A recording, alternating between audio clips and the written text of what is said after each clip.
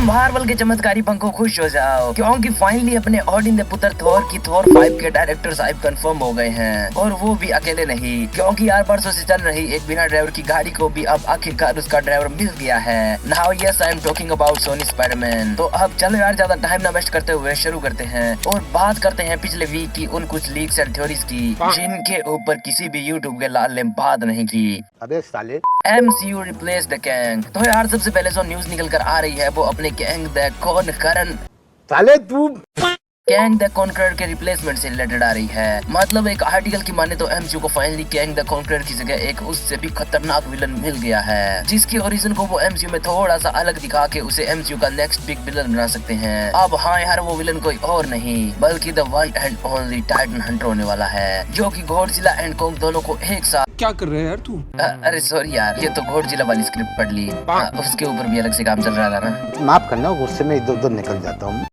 तो यार वो विलन कोई और नहीं बल्कि द एक एंड ओनली गैलेक्टस होने वाला है। अब हाल ही में जब मार्वल ने फैंटास्टिक फोर के लिए गैलेक्टस की कास्ट को अनाउंस किया था, यानी रेल्फ लेंसन प्रोनाउंसिएशन में अगर पढ़ लेना, यानी ये भाई साहब अब फैंटास्टिक फोर में गैलेक्टस के रोल को प्ले करेंगे। तो जब गैलेक्टस की कास्ट को अनाउंस किया था तो मार्वल ने इस बात को भी कंफर्म कर दिया था कि यही गैलेक्टस हमें आने वाली सीक्रेट वॉर्स तक देखने को मिलेगा। एंड अब यहीं से रूमर्स निकल कर आने लगे कि MCU में Galactus the one and only होगा। मतलब वो मल्टीवर्स में एग्जिस्ट करने वाले कुछ ऐसे कैरेक्टर्स में से एक होगा जो कि पूरे मल्टीवर्स में सिर्फ एक ही होते हैं। मतलब मूवी में वो अल्टरनेटिव यूनिवर्स में से मार्वल के मेन यूनिवर्स में आएगा, जहाँ पर फिर बाद में उसे एवेंजर्स 5 के मेन विलन के रूप में सेट किया जाएगा। अब आप इसके बारे में क्या सोचते हो? Let me know in the comments. बाकी यार अगर बात करें नेक्स्ट बिग न्यूज की जो कि थोर 5 से रिलेटेड आ रही है, मतलब यार बात कुछ यूं है कि जब से अपने थोर को प्ले करने वाले अभिनेता यानी क्रिस हेम्सवर्थ ने इस बात को हरी झंडी दिखा दी है कि वो थोर 5 को करना चाहते हैं, तभी से यार ये थोर 5 का टॉपिक एक हॉट टॉपिक बन गया है। तो इसी को देखते हुए जब क्रिस हेम्सवर्थ की हाल ही में आने वाली मूवी यानी मैड मैक्स फ्यूरियोसा के डायरेक्टर जॉर्ज मिलर से पूछा गया कि अगर उन्हें थोर 5 डायरेक्ट करने का मौका मिलता है तो क्या वो करेंगे, तो यार बंदे ने बिना किसी हिचकिचाहट के साफ साफ बोल दिया क्यों नहीं। मतलब उन्होंने कहा कि क्रिस हेम्सवर्थ एक मल्टी टैलेंटेड एक्टर है जिनका जौहर मैंने इस मूवी में देख लिया है। तो इन फ्यूचर किसी भी मूवी में अगर मुझे उनके साथ काम करने का मौका मिलता है तो ये मेरे लिए बहुत ही सौभाग्य की बात होगी। एंड अब यार अगर तुम इस बंदे को नहीं जानते हो तो भाई ये महाशय ऑलरेडी एक 2.7 बिलियन डॉलर्स की फ्रेंचाइजी को रन कर रहा है। मतलब यार मैड मैक्स के यूनिवर्स में जितनी भी मूवीज आई है यानी 1979 की मैड मैक्स से लेकर 2015 की मैड मैक्स फ्यूरी रोड तक, वो सभी मूवी इसी ने डायरेक्ट की है। एंड यार अगर आपने इस यूनिवर्स की किसी भी मूवी को देखा है तो फिर तो आपको पता ही होगा कि वो मूवीज कैसी होती है। मतलब यार ये डायरेक्टर थोर के कैरेक्टर के लिए एकदम परफेक्ट है, क्योंकि जो ये अपनी मूवीज में सीरियसनेस को डालता है थोर के कैरेक्टर को कुछ वैसा ही चाहिए, ना कि आप इसको सबके सामने नंगा नचा दो। अब मुझे तो पर्सनली ऐसा लगता है कि मार्वल इतने बड़े डायरेक्टर के इस ऑफर को ऐसे जाने नहीं देगा, क्योंकि वैसे भी उसकी कुंडली में इस डायरेक्टर नाम का योग कुछ ज्यादा है नहीं। Civil War 2। तो यार अगर आपको Captain America Civil War movie पसंद आई थी तो मित्रों खुश हो जाओ, खुशी खुशी में लाइक भी कर दो, क्योंकि MCU में एक वैसी ही मूवी और आने वाली है एंड वो भी सेम कैरेक्टर यानी कैप्टन अमेरिका के नाम से, पर पुराने वाले नहीं बल्कि नए वाले के नाम से। तोबा तोबा तोबा, थारा मूड खराब कर दिया।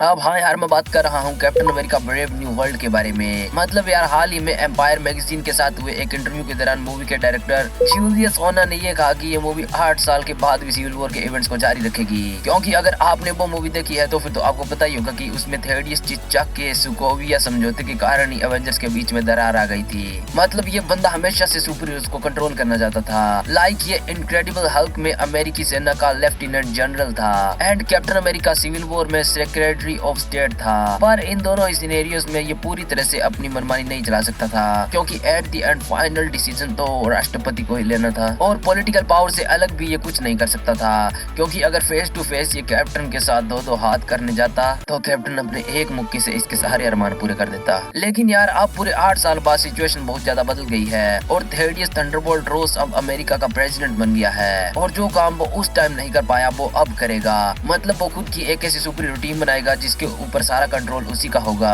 और ये काम वो कैप्टन अमेरिका के नाम के साथ करना चाहता है। मतलब वो उसके कंधे पर बंदूक रखकर चलाएगा, यानी उसको नई सुपर हीरो टीम का लीडर बना देगा, जैसा कि पिछली बार भी था। और जनता भी अपने कैप्टन की यादों की भावनाओं में बहकर रोज की इस टीम को फुल सपोर्ट दिखाएगी, क्योंकि उनकी नजरों में तो ये टीम पहले जैसी ही होगी जिसका लीडर कैप्टन अमेरिका है। पर अपना नया कैप्टन कहाँ आसानी से मानने वाला है, और वो अपने कुछ सुपर हीरो मित्रों के साथ मिलकर राष्ट्रपति जी के साथ दगाबाजी कर देगा। एंड यहीं से रोज अपनी उस टीम को इनसे भिड़ाएगा, जिससे कि शायद वो खुद लीड करेगा, यानी थंडरबोल्ट्स को। एंड यार इसी तरह से हमें एमसीयू में एक बार फिर से वही कहानी कंटिन्यू होती दिखेगी, जो कि पिछली बार हमने कैप्टन अमेरिका सिविल वॉर में देखी थी। Sony Spiderman is coming. तो अब देखो यार, हाल ही में वेनम मूवी ने कुछ ऐसा कर दिखाया है जो कि सोनी के स्पाइडरमैन यूनिवर्स में किसी भी मूवी ने नहीं किया है। मतलब यार वेनम मूवी ने बॉक्स ऑफिस पर एमसीयू की 20 बहुत ही ज्यादा popular movies like iron man, captain America, winter soldier, Thor Ragnarok and black panther forever को पीछे छोड़ दिया है। अब इस फुल लिस्ट को आप वीडियो को पॉज करके चेक कर सकते हो। और यार इस ह्यूज सक्सेस को देखते हुए कुछ इनसाइडर्स का ये कहना है कि अगर वेनम की थर्ड मूवी यानी लास्ट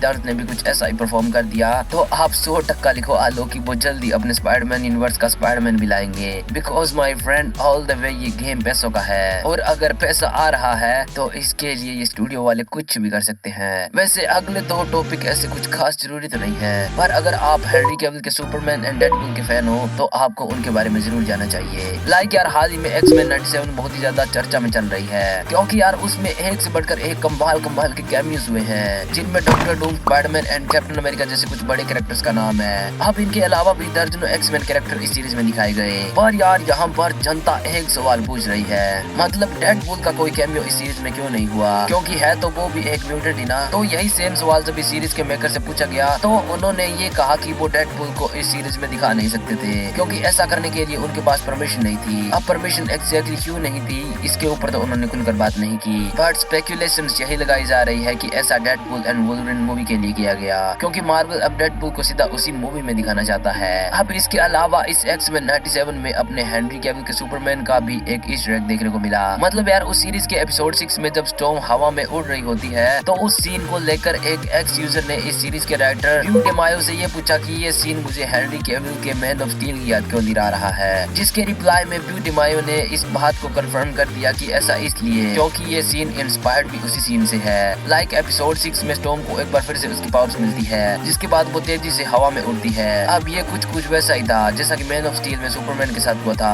मतलब उसमें भी जब सुपरमैन को क्रिप्टोनियन सूट मिलता है तो वो कुछ इसी तरह से हवा में उड़ता है। अब आप इन दोनों फोटोज को रोक के इनका कंपैरिजन कर सकते हो। वैसे इसके अलावा एक और काम है जो कि आप कर सकते हो फ्री ऑफ कॉस्ट, इस वीडियो को लाइक, और अगर वीडियो कुछ ज्यादा ही पसंद आ गई है, मतलब ऐसे मंत्रमुग्ध हो गई हो, सो ऑल्सो डू सब्सक्राइब कर दो यार। ऐसी ही कमाल की लीक्स एंड थ्योरीज को बताता रहूंगा। बाकी यार अगर थोर 5 की स्टोरी एंड उसके विलन के बारे में जानना चाहते हो तो हेड स्क्रीन वाली इस वीडियो को जरूर चेकआउट करना।